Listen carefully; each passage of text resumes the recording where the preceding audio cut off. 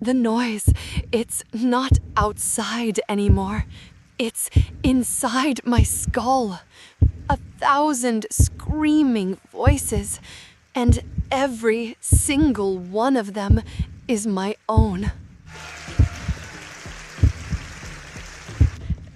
They roar, not with excitement, with judgment. Every missed shot, every slight hesitation, every moment of weakness, they amplify it. It's a hive of static, buzzing behind my eyes, making the world swim. The bright stadium lights, they don't illuminate, they interrogate. My feet feel like they're encased in concrete. Move, just move. It's what you're trained to do. 1,000,000 hours on 1,000 courts have programmed this body for one thing. But the signal from mission control is corrupted. My legs get the command a half-second too late. The message arrives garbled, full of fear. And across the net, she isn't an opponent. She's a monument, a statue carved from ice and inevitability. The Empress, that's what they call her, and she lives up to it. Look at her, not a drop of sweat out of place. She bounces the ball, thump, thump, thump, a perfect, unnerving rhythm. It's the metronome of my execution. She isn't playing against me. She's simply waiting for me to finish defeating myself. And I am complying so beautifully. I'm not just losing points, I'm unraveling. Every error isn't a mistake, it's a confirmation of the loudest voice in my head, the one that whispers, "You don't belong here, you're an imposter, and today is the day everyone finds out." This is the tiebreak. The first set hangs by a thread, and the thread is around my neck. The air is thick, humid, heavy. I can't seem to get enough of it into my lungs. Every breath is a battle. My heart is a frantic drum against my ribs, desperate to escape. The ball comes, a yellow blur of accusation. My arm swings. It feels like a stranger's arm, a clumsy prosthetic I can't quite control. I see the open court. I see the winning shot. My brain screamed the command, but my body just flinches. The contact is wrong, not crisp, a dull, hollow thud. I know it the second it leaves the strings. It's a prayer sent with no faith, a ship launched with a hole in its hull. I watch it sail, a slow-motion tragedy, wide, not by much, just enough to be a failure.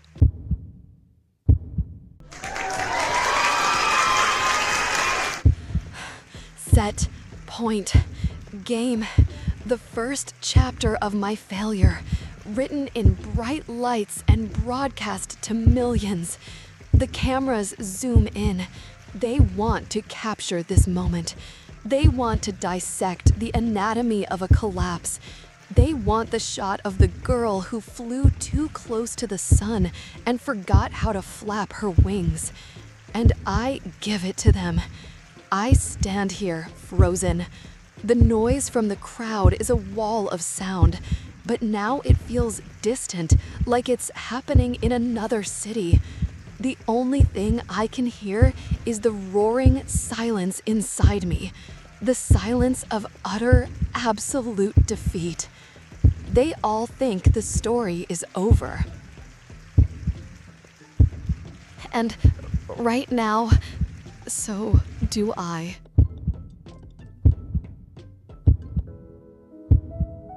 Before the collapse, there is the walk. Every final begins here, in the quiet dark, before the noise, before the judgment. It's a long, concrete tunnel, cold even in the summer heat of Paris.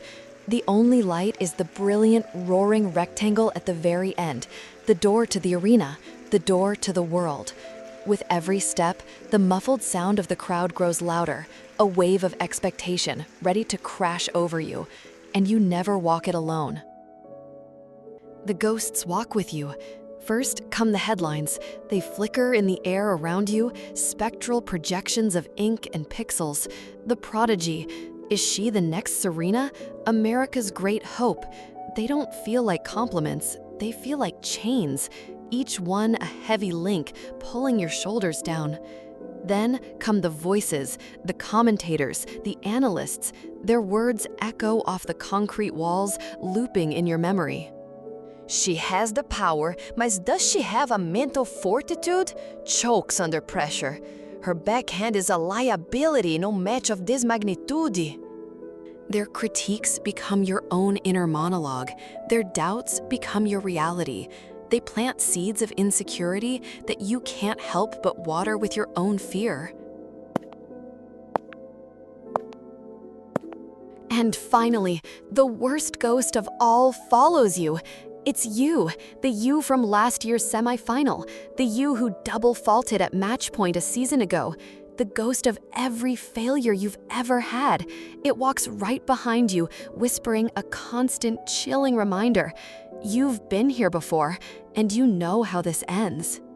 By the time you reach the light, you're not just a player anymore. You are an aggregate of every expectation, every criticism, every past mistake. You carry the weight of a dozen different narratives, and none of them feel like your own. You step into the blinding light of the court. You smile for the cameras. You wave to the roaring crowd. It is the greatest performance of your life, and the match hasn't even started yet.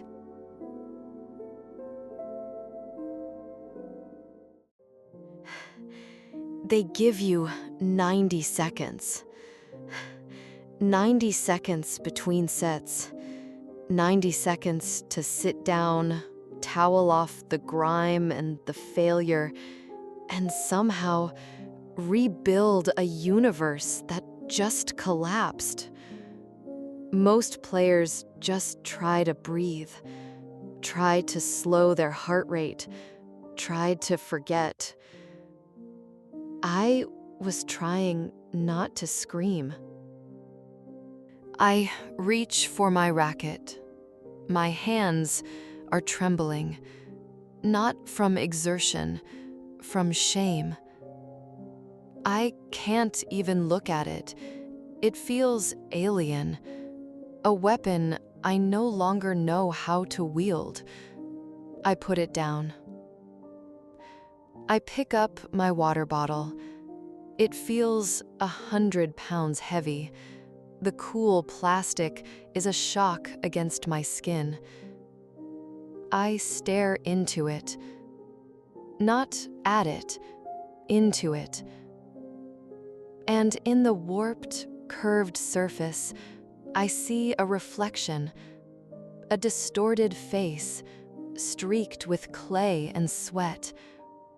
Eyes wide with a hollow kind of panic. A stranger. I don't know this person. This broken, terrified thing. It can't be me. And yet, it is. But then I look deeper, past the panic, past the failure, and for a split second, the reflection shimmers, it changes. And then I see her. Not me, not the player, not the prodigy, the little girl from the park, the one with the borrowed racket that was too big for her hands, the one with scraped knees and a smile so wide it hurt her cheeks, the one who wasn't playing for headlines or for history or for a trophy, the one who played because the sound of the ball hitting the strings was the most beautiful music in the world, the one who played for joy.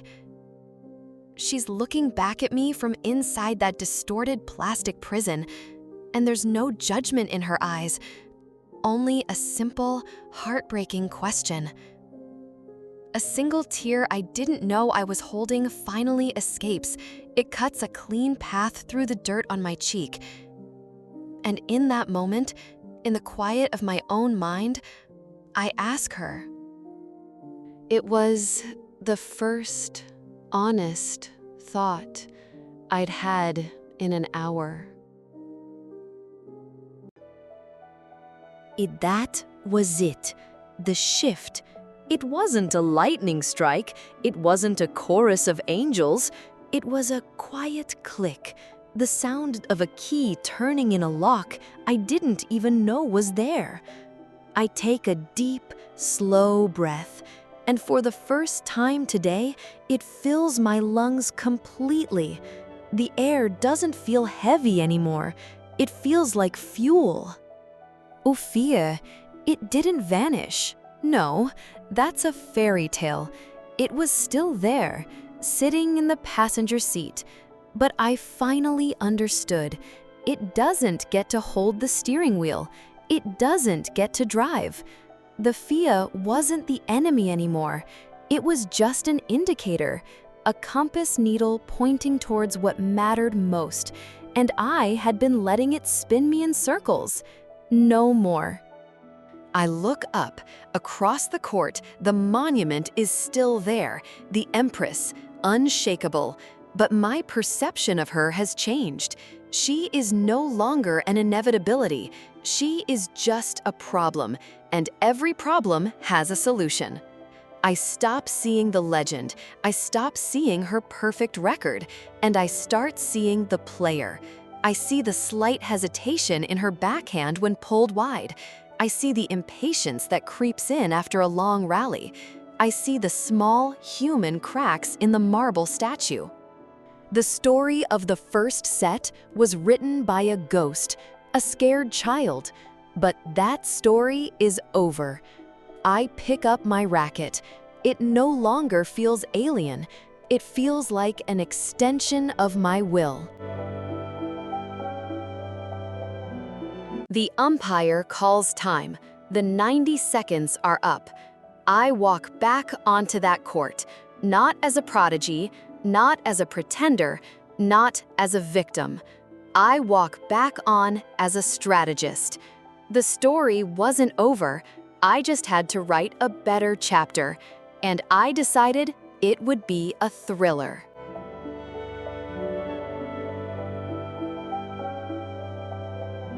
Every shot now had a purpose. I wasn't just hitting the ball back. I was asking questions. I was sending messages. I dragged her from corner to corner.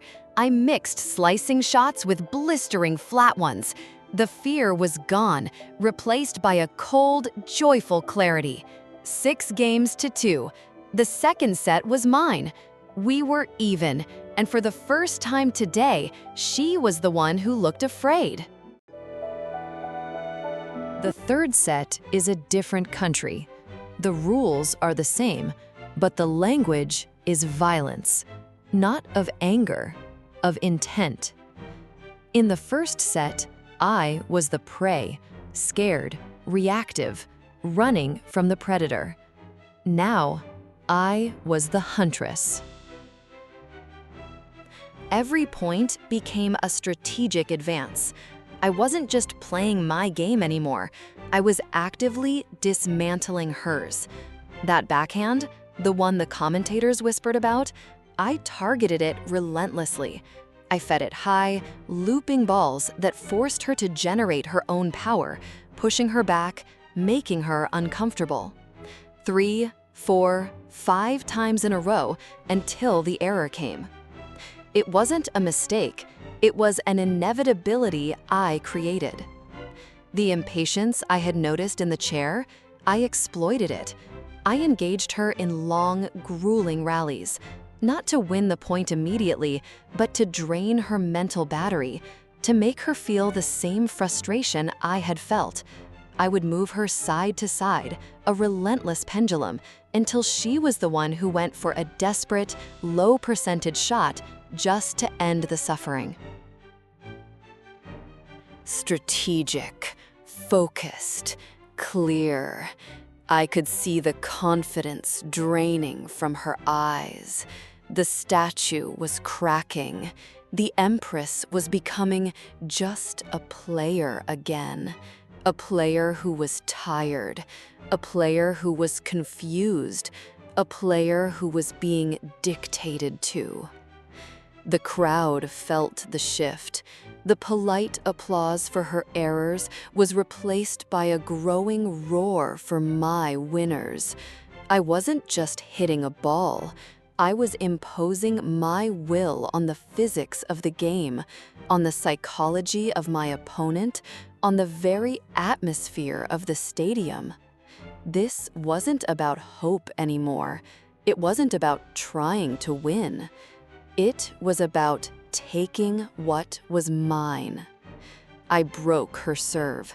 Then I held my own with brutal efficiency. 4 straight points. Ace. Service winner. Forced error. Ace. The score ticked over. 4 games to 2. 5 games to 3. She wasn't just losing. She was being solved, like a puzzle. And I was 2 moves from checkmate.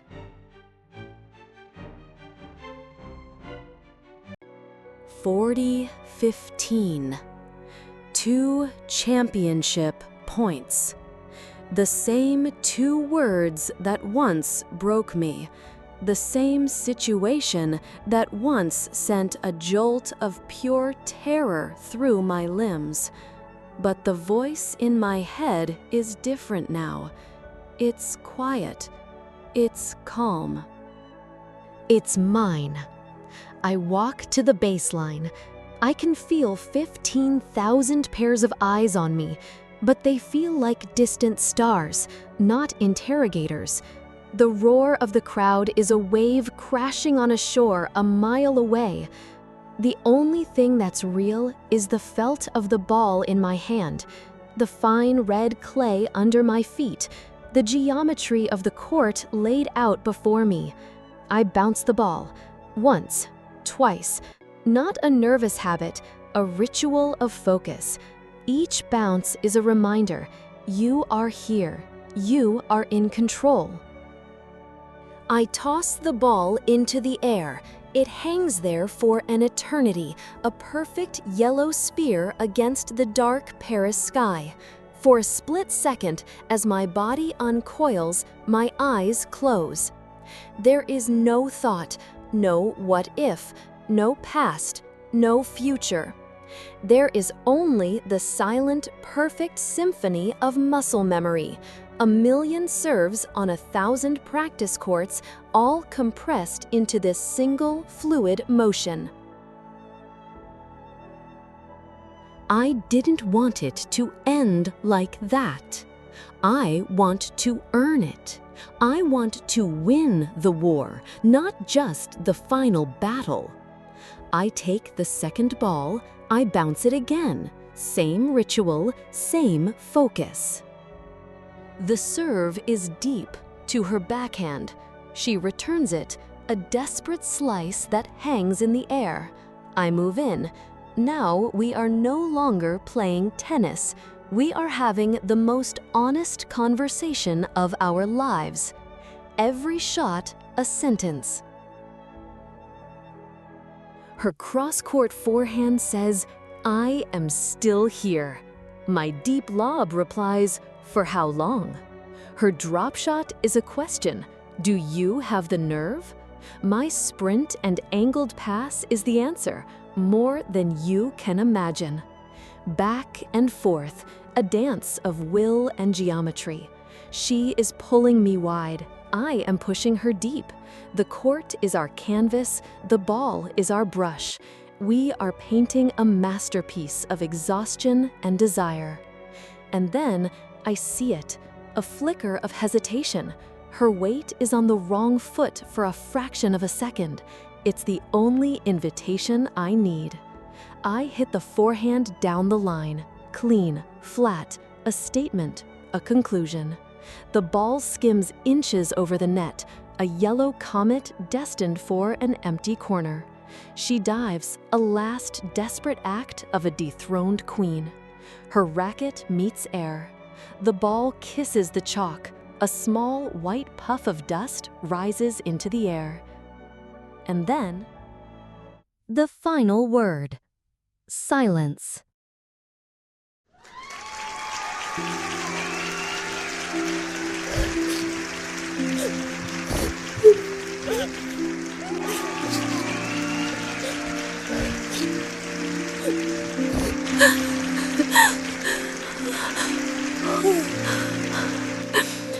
was over. The battle, inside and out,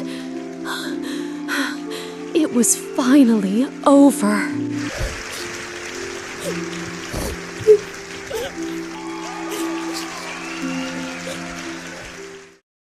Thank you for staying with us through Cora's entire journey, from the depths of her collapse to the silence of her ultimate victory.